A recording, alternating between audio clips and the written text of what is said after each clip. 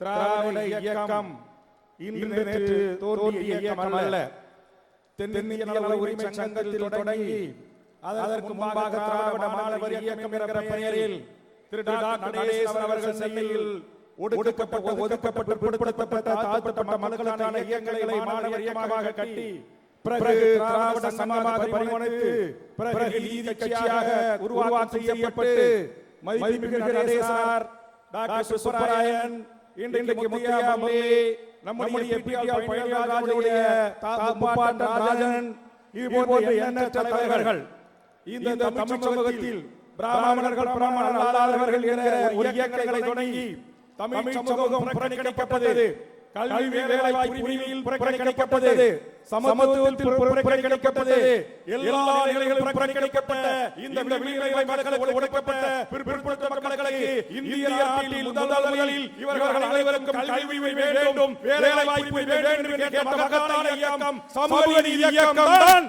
இந்த திராவிட இயக்கத்தின் வழித்தோன்றலாக முன்னெடுத்து தயாராகிற நீதி கட்சிகள்.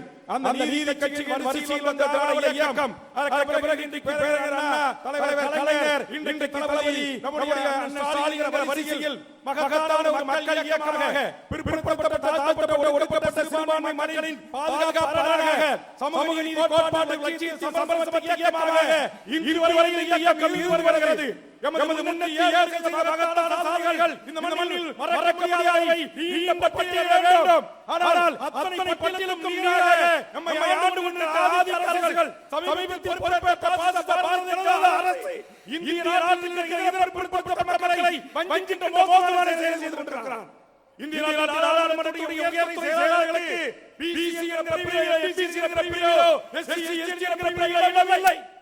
இந்திய நாட்டின் அயலக தூதரக ஒருவரே இந்த சமுதாயத்திற்கு அதிகாரம் இல்லை. உச்சநீதிமன்றத்தில் 60 நீதிபதிகளே 50 நீதிபதிகளுக்கு மேலே 90 கோடி மக்கள் பிரதிநிதித்துவம் இல்லை.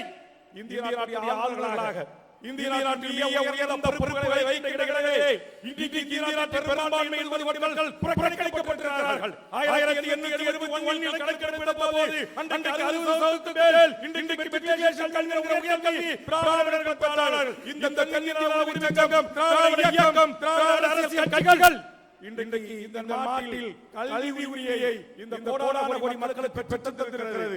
ஆனால் வேலை வாய்ப்புகளில், அரசியல் அதிகார உரிமையில் பெற்றுத் தந்திருக்கிறது. ஆனால் பியூரோக்ரசி சொல்லக்கூடிய ஐஏஎஸ், ஐபிஎஸ், வெளிநாட்டு தூதர்கள், கொள்கை வகுப்பாளர்கள் இன்னமும் இத்தனை தலைவர்கள் தோல்வியும் இந்த மண்ணில் அதற்கான சமூக உரிமை மறுக்கப்படுகிறது. அதனால் மாபெரும் மக்கள் இயக்கமான முன்னேற்ற கழகத்தை நம்முடைய மறைந்த கலைஞர் அவர்கள் 100 சாதனைகளை அடைந்து தந்தாரே, அந்த இடஒதுக்கீட்டு பெற்ற சமூகத்தின் பிள்ளையாக இருக்கிறேன்.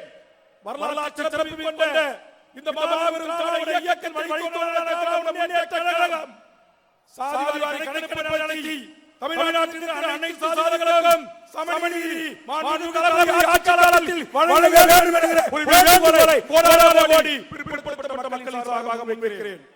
காரணம் இதே காஞ்சி மண்ணில் பிறந்த தலைவர்தான் பேரறிஞர் அண்ணா பெருந்தகை சொன்னார். தனிநாடு கோரிக்கைக்காக என்னென்ன காரணங்களை முன்வைத்து நாங்கள் கேட்டோம், அந்த கோரிக்கை இன்று வரையில் உயிரோடு இருக்கிறது என்று சொன்னார்.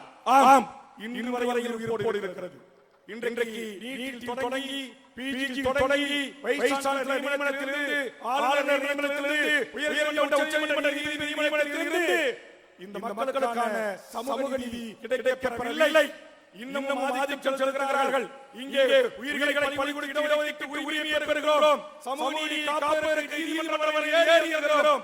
எந்த ஒரு தியாகம் செய்யாமல் உட்கார்ந்த இடத்திலே இருந்து முன்னேறிய சமூகத்திற்கு, அதுவும் முன்னேறிய சமூகத்திற்கு 10% திருநெல்வேலி ஆளுநர் எடுத்துக் வருகிறார். உச்சநீதிமன்றங்கள் கேள்வி எழுப்பவில்லை, உயர்நீதிமன்றங்கள் கேள்வி எழுப்பவில்லை, நாட்டின் தலைமை அமைச்சர் கேள்வி எழுப்பவில்லை. அதனால் கேட்கிறோம், 1916 ஐயா நடேசன் போன்றவர்களால் எந்த நோக்கத்திற்காக உருவாக்கப்பட்டதோ இயக்கம், நூற்றாண்டுகள் இயக்கங்கள் இன்றைக்கு 75 ஆண்டு பொன்விழா கொண்டாடுகிற திராவிட முன்னேற்ற கழகம் ஆட்சி அறிவில் இருக்கின்ற போதும் இன்னைக்கு தமிழ்நாடு பியூரோக்ரசியை டெல்லியில் உட்கார்ந்து கொண்டு நியமிக்கக்கூடிய அதிகாரம் படைத்திருக்கிறார். அந்த சமநீதி மறுக்கப்படுகிறது. அதனால் தலைவர் கலைஞர் வைத்திருக்கிற திராவிட முன்னேற்ற கழகம் முன்னணி வரிசையில் இருக்கின்ற எமது திராவிட இயக்கத்தின் தூண்களாக இருக்கிற தலைவர்களை பார்த்து கேட்கிறேன். உங்களை மன்றாடி கைகூப்பி கேட்கிறேன். இன்றைக்கும் ஒன்றிய அரசு பதவிகளில் தமிழ்நாட்டில் அரசு அலுவலகங்களில் 199% தமிழர்கள் அல்லாதவர்கள் வட நியமனப்பட்டிருக்கிறார்கள். கேட்பதற்கு நாதி இல்லை. தளபதி ஆட்சிக்கு வருகிறான். இன்றைக்கு தமிழ்நாடு டிஎன்பிசி பதவியில் தமிழ்நாட்டை சாராத எந்த மாநிலவர் வேண்டுமானாலும் அரசு அதிகாரத்தை கைப்பற்றலாம் என்ற தமிழ்நாட்டை கடைபிடித்த போது ஓபிஎஸ் முதலமைச்சராக இருப்பது சட்டத்தை திருத்தி தமிழ்நாட்டை பூர்வீகர்களாகப்பட்ட தமிழ் வழி படிக்க எழுத தெரிந்த 40 மதிப்பெண்கள் தேர்ச்சி பெற்ற தமிழ்நாடு அரசு பள்ளியில் வேலைகிற சட்ட திருத்தத்தை கொண்டு சமூக நீதி காத்த இயக்கமாக திராவிட முன்னேற்றக் கழகம் இருக்கிறது. அதற்கான கோரிக்கையை வைத்து சட்டமன்றத்தில் வாதாடி அடிப்படையில் சொல்கிறேன். விமான தொழிலாளர்கள் இல்லை, இன்றைக்கு கப்பல் போக்குவரத்து இல்லை, இன்றைக்கு தமிழ்நாட்டில் இருக்கிற மத்திய அரசு தமிழர்கள் செய்யப்படவில்லை. இன்றைக்கு தமிழ்நாட்டுடைய வேலை வாய்ப்புகளை மத்திய அரசு சதாதாக்கி கொள்கிறது. இந்திய திராவிட முன்னேற்ற கழகத்தை நான் இந்திக்காரர்களை இறக்குமதி செய்கிறேன் என்று ஒரு 1000 இந்திக்காரர்களை இறக்குமதி செய்கிறான். இங்கே அவர்களுக்கு ஓட்டுரிமை, இங்கே அவர்களுக்கு வேலை வாய்ப்பு, இங்கே அவர்களுக்கு ஒரே நாடு ஒரே தேர்தல் ஒரே குடும்பம் திணிக்கப்படுகிறது. ஆகவே தமிழ் சமூகத்தின் மக்கள் வாழ்வுரிமை பறிக்கின்ற இந்த மோசமான ஒன்றிய அரசு மீது திணிக்கின்ற ஆதிக்க அரச பயங்கரவாதத்தை திராவிட முன்னேற்ற கழகம் சமூக நீதி வழித்தோன்றலாக இந்த 24 அரசியல் வாழ்வில் போராடுகின்ற இந்த மாபெரும் இயக்கம் இதை நீங்கள் தட்டி கேட்க வேண்டும், தடுத்து நிறுத்த வேண்டும்.